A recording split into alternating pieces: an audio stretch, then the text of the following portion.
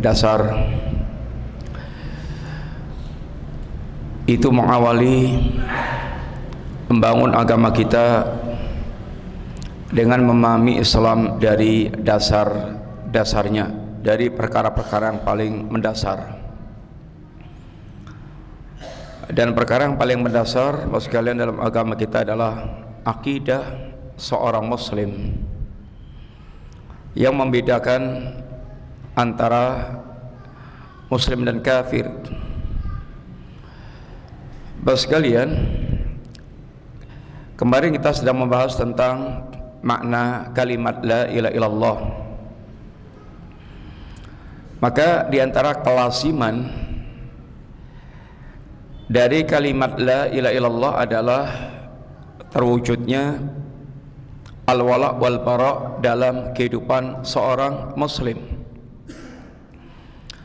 Al-wala wal bara artinya cinta dan benci. Al-wala maknanya adalah mahabbah, yakni kecintaan,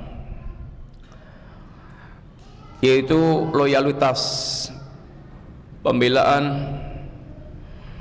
An-nasru ini pertolongan, al-qurbu kedekatan. Ini adalah makna daripada al-wala.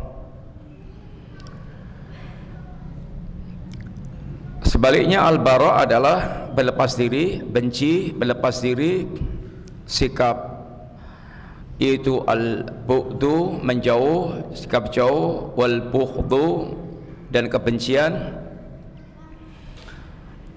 Kalimat la ilaha illallah itu ketika merasuk ke dalam hatinya seorang muslim pasti akan memunculkan, melazimkan, yaitu kecintaan dan kebencian. Mencintai apa yang Allah cintai, membenci apa yang Allah benci, memusuhi apa yang Allah musuhi, dan berwala loyal kepada yang Allah itu loyal. Itu sudah merupakan kewajaran dan itu merupakan itu cetakan iman. Apabila betul-betul meresap dalam hati kita, pasti akan terbentuk seperti itu.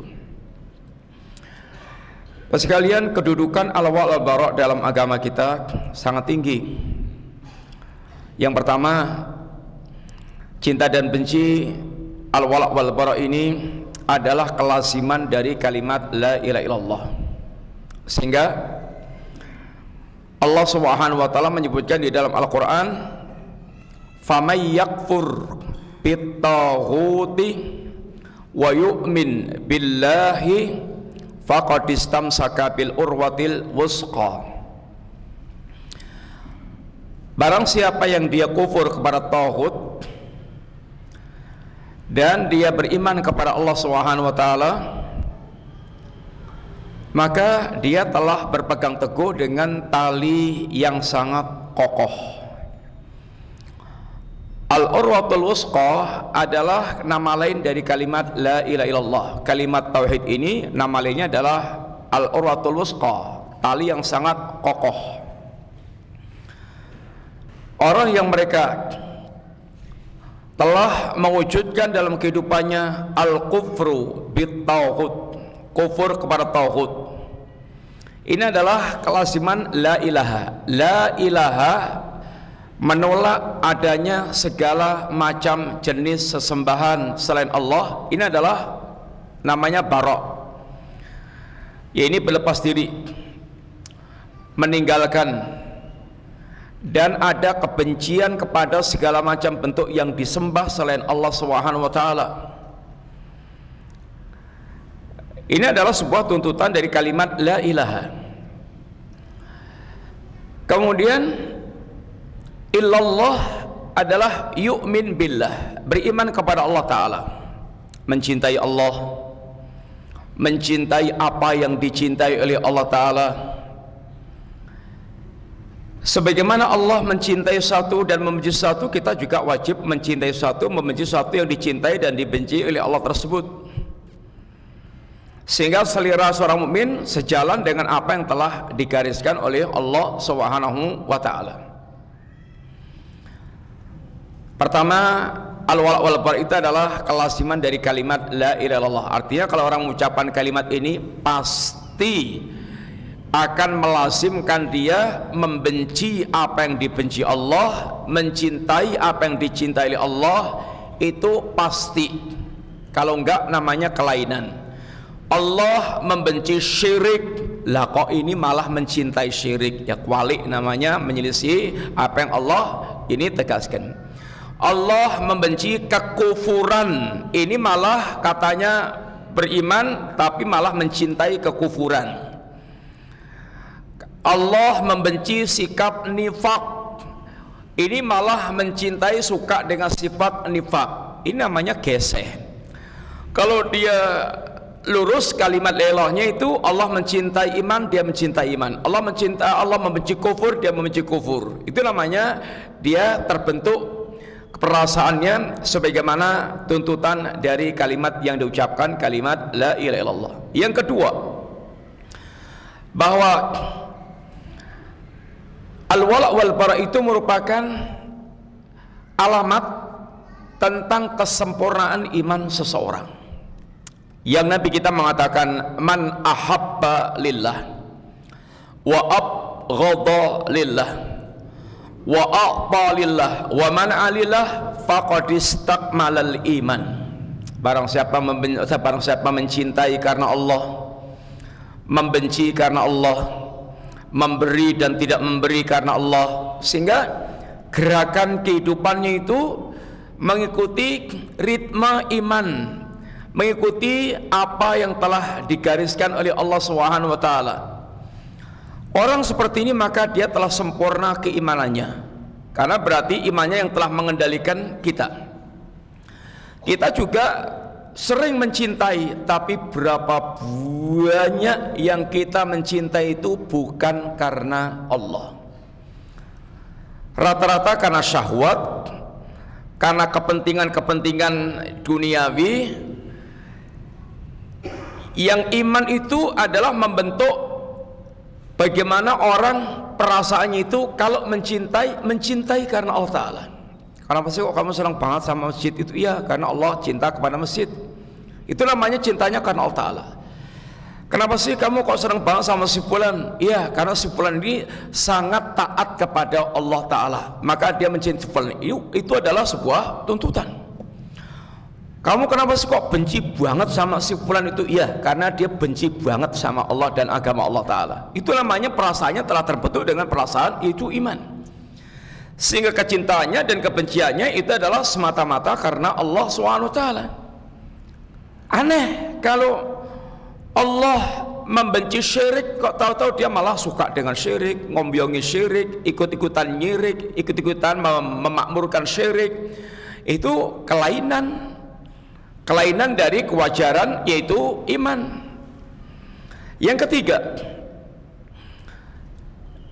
al-wala' wal bara' ini kedudukannya dalam agama kita adalah tanda kuatnya, kokohnya tali iman. Nabi kita mengatakan, awthaqu ural iman al-muwalatu fillah wal mu'adatu fillah. Kokohnya tali iman itu adalah muwalah. Dia memberikan wala, kecintaan, pembelaan, pertolongan, kedekatan, itu karena Allah Ta'ala, di jalan Allah, karena Allah Ta'ala. Dan dia mengadakan muadah, permusuhan, kebencian, menjauhi, itu juga karena Allah Ta'ala. Wal hubbu fillah wal bughdhu fillah. Dan tali iman itu adalah mencintai dan membenci karena Allah Subhanahu wa taala. Mas sekalian, ini adalah bagaimana Nabi menyebutkan tentang, yaitu orang-orang mereka imannya, tali imannya kuat. Semakin kuat imannya, maka akan semakin membenci syirik. Maka Nabi pernah wasiatkan, jangan kamu musyrik walaupun sampai dicacah-cacah, dimutilasi atau dibakar. La tusyrik billah walau qutilta au khurikta. Jangan pernah kamu musyrik walaupun sampai dicacah-cacah, dimutilasi, dibunuh atau dibakar. Karena seorang muslim walaknya kepada tauhid, maka dia benci kepada syirik dan antipati dengan syirik. Mau sampai diapakan pun dia tidak akan mau musyrik. Ini namanya orang punya walak, orang punya prinsip, orang punya yaitu akidah. Ibnu Abbas, Bapak sekalian, pernah mengatakan bahwa rasa manisnya iman itu hanya akan didapatkan orang yang mereka betul-betul membentuk dalam perasaannya itu cinta karena Allah, benci karena Allah Ta'ala. Orang yang mereka walaupun banyak sholatnya, banyak puasanya, tapi hatinya tidak membentuk karakter membenci karena Allah dan mencintai karena Allah, dia tidak akan meraih perwalian Allah Ta'ala.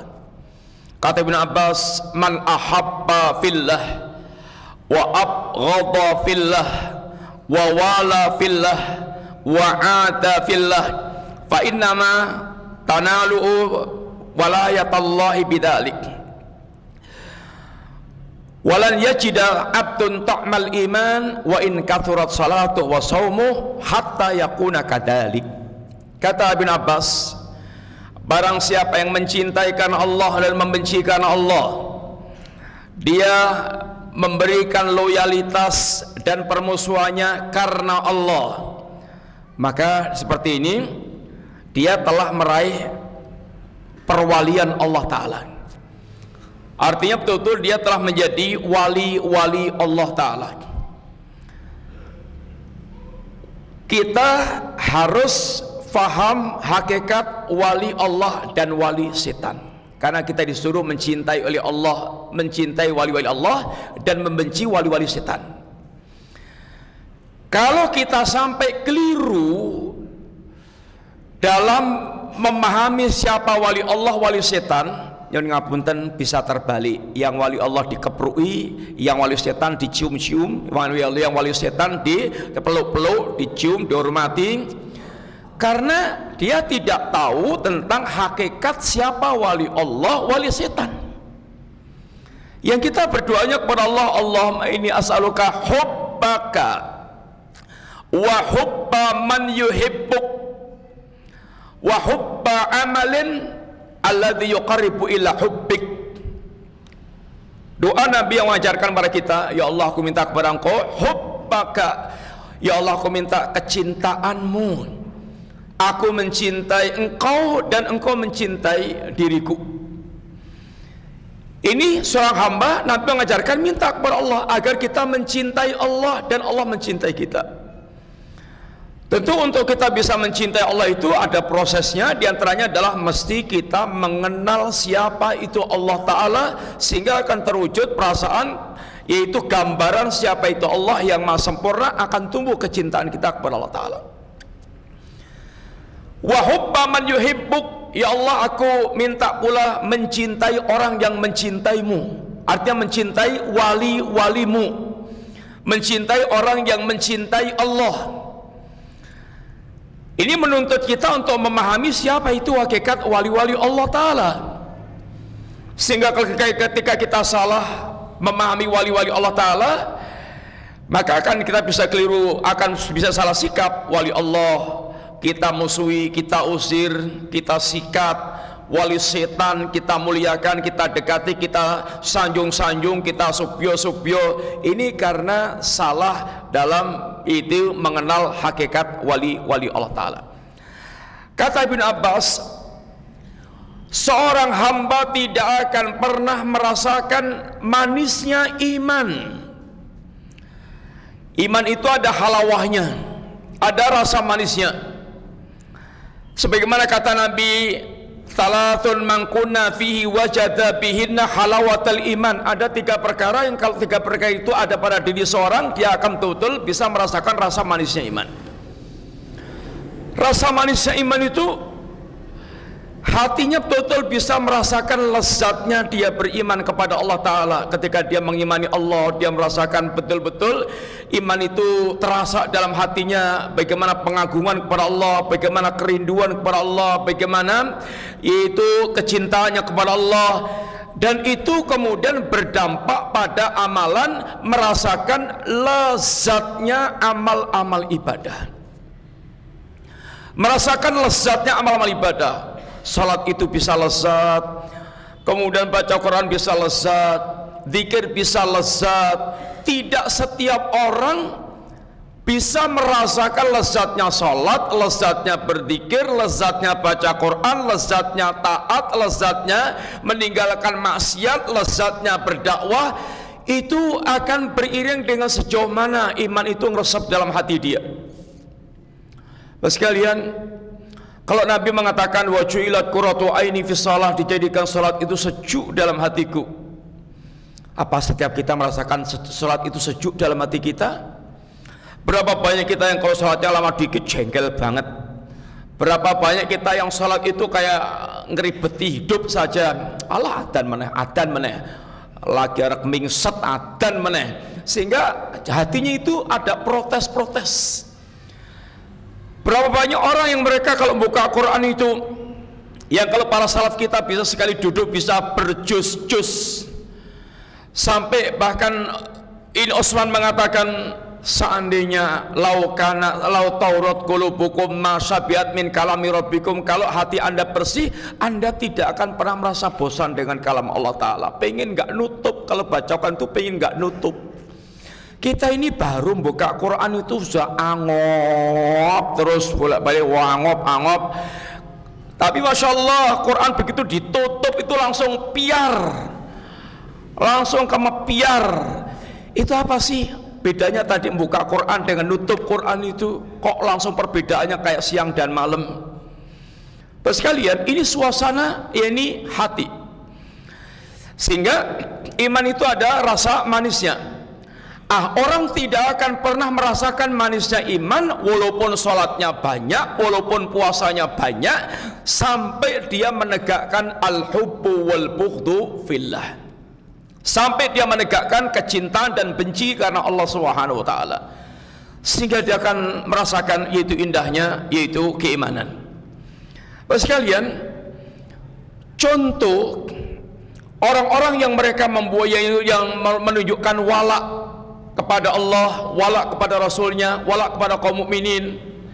Kalau Allah mengatakan ini innama awliya'i innama waliyukumullahu wa rasuluhu waladina amanu, sesungguhnya wali-wali Allah itu adalah wali-wali kalian. Sesungguhnya wali-wali kalian wahai mukmin, Allah, Rasulnya, kaum mukminin. Artinya kepada mereka inilah kita mesti memberikan walak. Kita berwala kepada Allah, berwala kepada Rasulullah, berwala kepada ini kaum mukminin. Gambaran tentang al-wala yang diwujudkan oleh seorang mukmin itu, sekalian, diantaranya ada dalam surat tentang muhajirin, tentang ansar dan generasi berikutnya, dan surat Al-Hasr.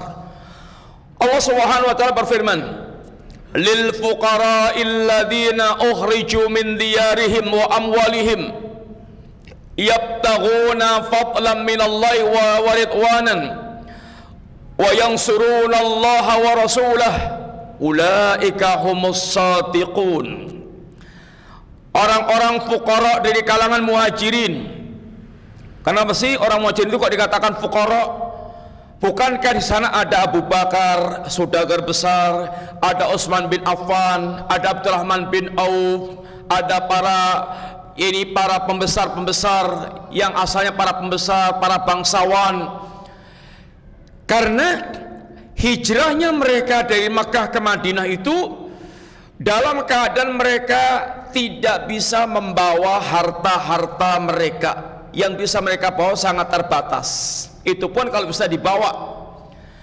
Ada yang hartanya total dilucuti oleh orang kafir Quraisy, tinggal baju yang menempel di badannya. Suhaib Ar-Rumi telah kita sampaikan kisahnya ketika beliau perjalanan hijrah ke Madinah. Dicegat oleh orang Quraisy, Suhaib, kamu dulu masuk sini kere ya, sekarang kamu mau bawa hartamu keluar, kami nggak ridho. Kata Suhaib, wahai orang Quraisy, wahai para Quraisy, kalian tahu saya ini adalah pemanah, artinya jago panah. Artinya Suhaib mengancam, silahkan hadapi, lepasnya anak-anak panah saya, bisa pulang tinggal nama.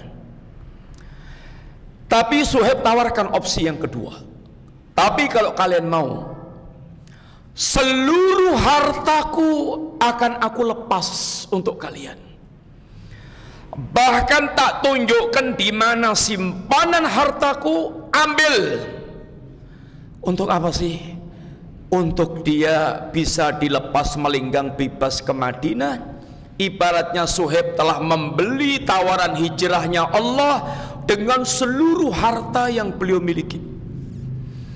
Maka dia sampai di Madinah disambut hangat oleh Nabi. Rabbi hal bai'u ya Aba Yahya, sungguh sangat beruntung perdagangan anda wahai Abu Yahya, wahai Suhaib. Perdagangan apa sih? Dia telah berdagang dengan Allah. Allah menawarkan hijrah, dia beli dengan seluruh hartanya, dan Allah telah membeli harta dan jiwa Suhaib dengan jannah. Sehingga Allah mengatakan, wa minan nas mayasri nafsahu ibtigha'a mardatillah. Ada orang yang mereka yaitu menjual dirinya dalam rangka untuk mendapatkan keridhaan Allah Subhanahu wa taala. Itu adalah bukti keimanan mereka kepada Allah, siap untuk dia menjual apapun yang dia miliki untuk membeli dagangan Allah Subhanahu wa taala. Maka kaum para sahabat Nabi, kalau sudah urusannya itu dengan Allah, itu semuanya dia jual dengan murah.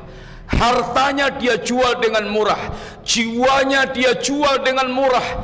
Hartanya berapapun bisa dia lepas. Dia yakin Allah akan membeli dengan lipatan yang sangat tidak terhingga. Dagangan Allah di antaranya surga yang akan diberikan kepada kaum mukminin. Innallaha ashtara minal mu'minina anfusahum wa amwalahum bi anna lahumul jannah. Allah telah membeli jiwa dan harta seorang mukmin dengan surga. Terus lihat, mereka dikatakan fuqara karena mereka dilucuti hartanya, sehingga mereka pergi ke Madinah hanya dengan apa yang bisa dia bawa seadanya. Kenapa sih mereka ini kok hijrah dari Mekah ke Madinah? Bukan dalam rangka transmigrasi, bukan untuk mendapatkan lahan baru karena di Jawa nggak punya tanah, nggak punya aset, kemudian ditawari pindah ke luar Jawa transmigrasi untuk mendapatkan lahan yang baru lebih luas. Bukan itu. Mereka melakukannya itu bahkan mengorbankan banyak hal yang dia miliki. Kemudian apa yang ada di hati mereka itu, Allah yang tahu hatinya. Para sahabat ini mengatakan mereka itu kepergiannya ke Madinah yabtaghuna fadlan minallahi wa ridwanan wa yansurunallah wa rasulah. Mereka dalam rangka mencari karunia Allah dan mencari keridhaan Allah Ta'ala, mencari fadlullah, karunia Allah dan keridhaan Allah. Bisa dia korbankan semuanya demi keridhaan Allah Ta'ala. Kita rata-rata enggak. Demi harta, demi jabatan kita, bisa kita korbankan agama kita apapun. Kalau harus musyrik, ya musyrik. Kalau harus kafir atau kafir-kafir itu nyerempet kafir, ya sudah dilakoni. Yang penting dapat harta, yang penting dapat jabatan. Ibaratnya kalau harus ngedian, kalau jadi ustadz harus ngedian, agama dijual karena pengen jabatan, ya sudah agama dijual, dilecehkan agama jadi bahan pelecehan, nggak apa-apa, yang penting dapat jabatan. Bapak sekalian, itu kenyataan yang kita hadapi. Para sahabat mereka bahkan menjual apa yang mereka bisa lepaskan untuk membeli keridhaan Allah Ta'ala. Wa yansurunallaha wa rasulah, dan mereka dalam rangka menolong Allah, ini menolong agama Allah dan menolong ini Rasulnya. Mereka menjadi ansarullah, menjadi penolong-penolong Allah. Allah tawarkan, Ya ayyuhalladzina amanu kunu ansarallahi, wahai orang-orang yang beriman, jadilah kalian penolong-penolong Allah. Ini penolong agama Allah. Allah nggak butuh pertolongan. Allah maha kuat, maha sempurna. Kita yang justru butuh pertolongan Allah Ta'ala. Tapi artinya menolong agama Allah. Allah membuka untuk hambanya kesempatan beramal yang Allah akan memberikan keuntungan yang lebih berlipat-lipat lagi dari apa yang telah Allah berikan. Itu namanya ungkapan Allah yang memuliakan para hambanya. Seakan-akan mereka menolong Allah Ta'ala. Allah nggak butuh pertolongan. Seandainya nggak ada orang menolong agama Allah, Allah sendiri yang akan meninggikan Islam. Nggak ada, ini nggak butuh pertolongan, nggak butuh ya ini pertolongan kita. Tapi ini Allah membuka kita lahan untuk kita mendapatkan karunia besar dari Allah Subhanahu wa Ta'ala. Jadilah kalian penolong-penolong Allah Ta'ala. Para sahabat Muhajirin, mereka hijrah ke Madinah dalam rangka menolong agama Allah Ta'ala. Karena di Mekah agama Allah diinjek-injek, ditentang, dimusuhin, orangnya disiksa, dibuat sempit, nggak nyaman. Maka di Mekah agama Allah tidak ditolong, diinjek-injek. Maka dia pengen hijrah ke Madinah dalam rangka menolong agama Allah, karena di Madinah ada kesempatan untuk lebih mengembangkan, memuliakan agama Allah Subhanahu wa Ta'ala. Maka di sini para ulama sekalian menerangkan, Muhajirin itu memiliki dua nama. Satu Muhajirin, yang kedua sekaligus Ansor. Sehingga Muhajirin itu sekaligus Ansor. Orang yang seperti Muhajirin ini, kata Allah, gelarnya apa? Ulaika humus shadiqun. Mereka adalah orang yang telah menunjukkan tentang kejujuran iman mereka. Sekalian, gelar ini adalah gelar yang Allah ini berikan kepada para sahabat, dan Allah kalau menggelari tidak pernah keliru, dan mereka telah diuji oleh Allah dengan berbagai macam ujian, dan mereka lulus. Dan mereka lulus. Qamlau ujian iman telah mereka hadapi selama di Mekah, disiksa, dibantai, kemudian dipersekusi, di segala macam, tapi mereka tetap tegas, tidak luntur. Badian imannya itu enggak luntur, one take. Walaupun banyak upaya untuk ngerok imannya, tapi mereka Masya Allah luar biasa. Yang kemarin telah kita sampaikan, mereka para sahabat ditekan dengan segala macam tekanan, termasuk tekanan mental. Sa'ad bin Abi Waqqas contohnya kemarin, ibunya bagaimana protes dengan Sa'ad atas keislamannya, dipaksa kembali kepada syirik sampai ngancem mogok makan. Maka mogok makan mulai dilakukan, aksi mogok makan mulai dilakukan. Hari pertama, kedua sampai lemes, sampai ini kondisi yang kritis. Kata Sa'ad bin Waqqas, wahai ibunda, kalau ibunda punya nyawa 100, keluar satu persatu bakal tak tunggui dengan setia, tapi aku tidak akan meninggalkan agama Muhammad. Ini namanya militan, sehingga tekanan mental mereka kandas. Ibaratnya kalau ibu mau mati silahkan mati, tapi saya tidak akan meninggalkan yaitu agama Muhammad. Kuat-kuatan mental. Ibunya minta anaknya musyrik, anaknya nggak mau meninggalkan agama Muhammad. Itulah tekanan mental dan kuat-kuatan mental. Mus'ab bin Umair, anak papa, anak mama, Masya Allah, bajunya imporan, branded, parfumnya wangi, kulitnya mulus, tapi begitu masuk Islam disetop semuanya oleh orang tuanya. Sampai Mus'ab bin Umair pernah datang di majelisnya Nabi dalam keadaan bajunya penuh dengan tambalan-tambalan, sampai Nabi nangis. Bayangkan dulu Mus'ab, Masya Allah, mewah, hidupnya mewah banget, sekarang seperti itu. Kulitnya itu menjadi berubah jadi bersisik, sehingga nggak mulus lagi. Tapi Mus'ab bin Umair adalah guru yang dikirim Nabi untuk mengajari Islam di Madinah, yang dengan jasa Mus'ab bin Umair, dengan dakwah Mus'ab bin Umair, hampir rumah tangga Madinah semuanya bersinar cahaya Islam. Bapak sekalian, Ini orang-orang mereka telah diuji Allah dengan segala macam ujian dan mereka lulus. Maka dikatakan ulaika humus shadiqun. Mereka orang-orang yang telah jujur dengan keimanannya. Muhajirin ini adalah telah menunjukkan walaknya kepada Allah. Apa walaknya muhajirin? Membela Allah, membela Rasulnya, membela agamanya, walaupun harus direwangi pindah dari Mekah ke Madinah yang jaraknya tidak kurang dari 450 kilo dalam keadaan jalan kaki atau hanya sekedar naik unta, dan disertai dengan harus meninggalkan semua aset yang tidak bisa dia bawa. Itu kalau nggak betul-betul hatinya ngeboti iman, ngeboti agamanya, nggak akan kelakon, nggak akan terwujud. Maka mereka telah menunjukkan walaknya kepada Allah SWT, bukti loyalnya kepada Allah dan Rasulnya dan kepada agamanya. Maka siap harus meninggalkan apapun yang nggak bisa dibawa. Ini walaknya muhajirin. Kemudian walaknya Ansor. Walladzina tabawwa'ud dara wal iman min qablihim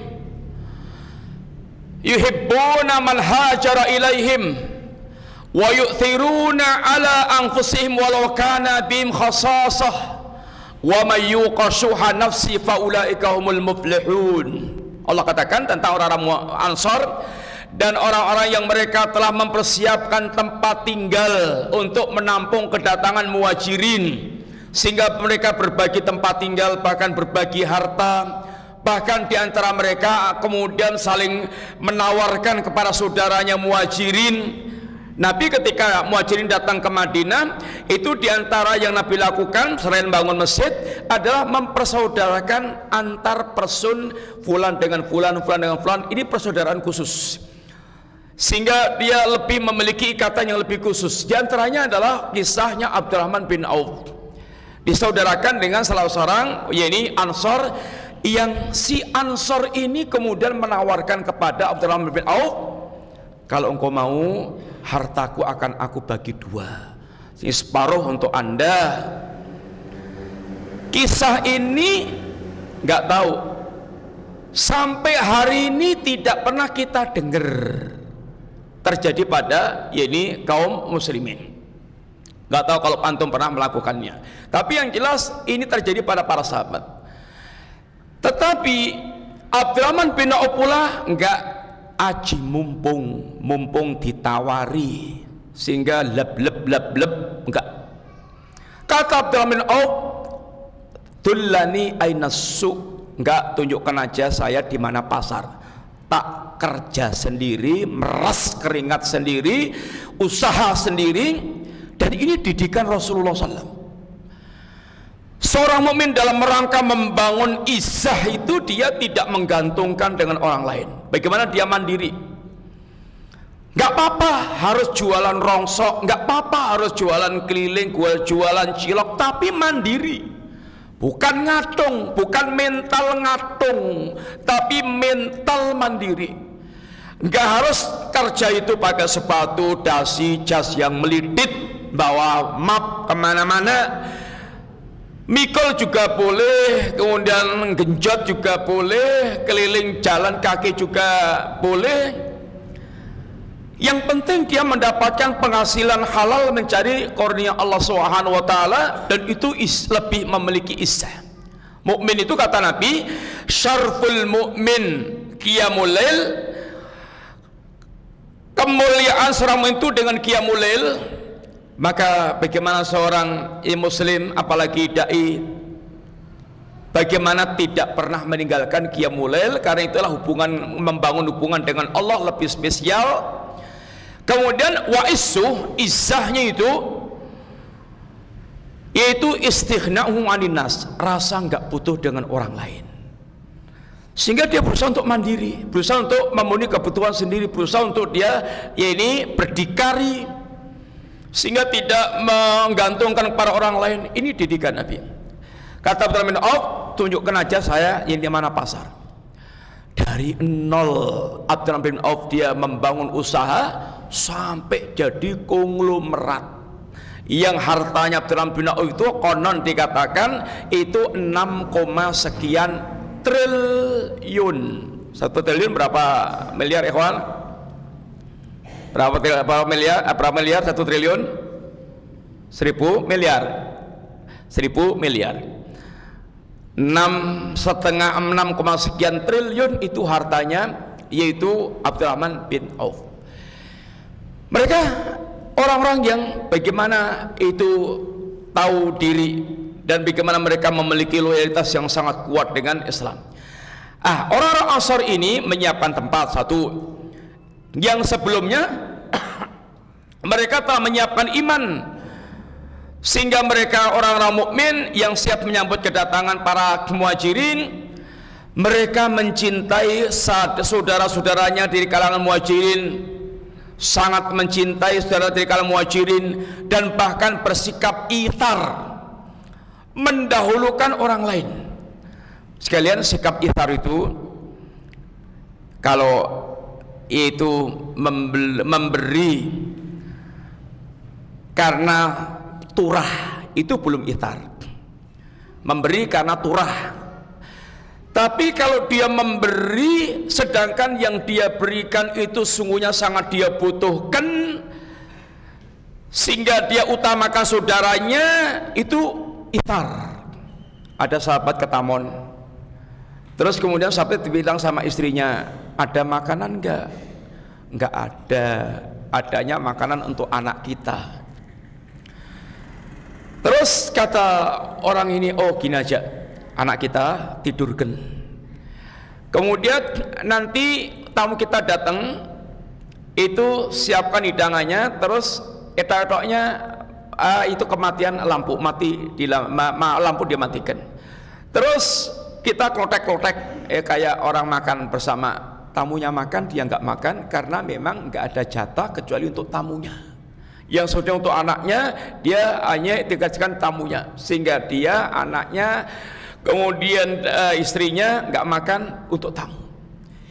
Ini yang pernah terjadi di kalangan para sahabat, dan itu diantara contoh ithar, sehingga pemberian yang sangat mengutamakan orang lain padahal dia sangat butuh. Wa yu'thiruna ala anfusihim walau kana bihim khassasah. Maka kata Allah, wa may yuqashuha nafsi, barang siapa yang telah dijaga Allah dari kekikiran jiwa. Sekalian, kikir itu dekatnya dengan kekafiran.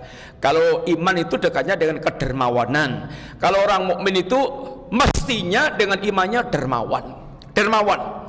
Nggak ketemu dermawan dengan imannya, nggak ketemu dermawan dengan nggak ketemu kikir dengan iman, itu nggak ketemu. Sehingga orang mereka semakin beriman maka semakin dermawan, itu pasti. Kalau kita mukmin tapi kok kikir, pelit, itu menunjukkan kadar imannya ada yang kurang pas. Sekalian, Allah katakan barang siapa yang Allah jaga dari kekikiran maka faulaikaul muflihun, mereka orang yang sukses, yang beruntung. Ansor, sekalian, mereka ini di mana letak loyalitasnya? Letak loyalitasnya adalah mereka menampung kedatangan muhajirin, mencintai mereka, bahkan mereka berbagi karena mereka hijrah semata-mata karena Allah, karena menolong agama Allah.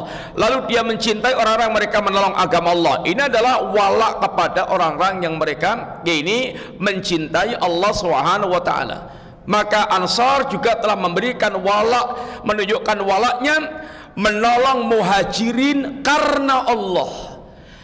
Karena Allah, karena mereka adalah orang-orang yang hijrahnya dalam rangka membela agama Allah, maka dia tampung, dan dia tampung karena mereka adalah orang-orang yang mencintai Allah Subhanahu wa taala. Maka orang-orang Ansar telah menunjukkan walaknya kepada muhajirin. Lalu ayat berikutnya tentang generasi setelahnya. Walladzina ja'u min ba'dihim yaqulun Rabbana ighfir lana wa li ikhwanina alladzina sabaquna bil iman wa la taj'al fi qulubina ghillan lil ladzina amanu rabbana innaka ra'ufur rahim. Ya, dan orang-orang yang datang setelah muhajirin dan ansar, generasi tabi'in dan seterusnya, dan kita termasuk diantaranya, ucapan mereka kepada pendahulu seniornya yang telah mendahului beriman apa? Rabbana ighfir lana, ya Allah ampunkan kami, wali ikhwanina alladziina sabaquna bil iman, dan ampunkan orang-orang yang telah mendahului kami dengan iman. Dan jangan kau jadikan ya Allah wala tajal fi qulubina ghillal lil ladzina amanu, jangan ada kedengkian hati kami kepada orang mukmin. Para ulama menyebutkan ini adalah orang-orang yang mereka telah selamat lisan dan hatinya terhadap kaum mukminin. Lisannya selamat dari mencaci maki, hatinya selamat dari ghil, hasad. Ini adalah sifat mukminin. Maka ketika salah seorang ahlul bait ditanya sekelompok orang Syiah, kamu muhajirin, kamu bukan muhajirin, kamu bukan ansor, dan kamu tidak pula mendoakan kepada senior Abu Bakar, Umar dan para sahabat, malah justru mencaci maki mereka, kamu tidak termasuk dalam ayat ini.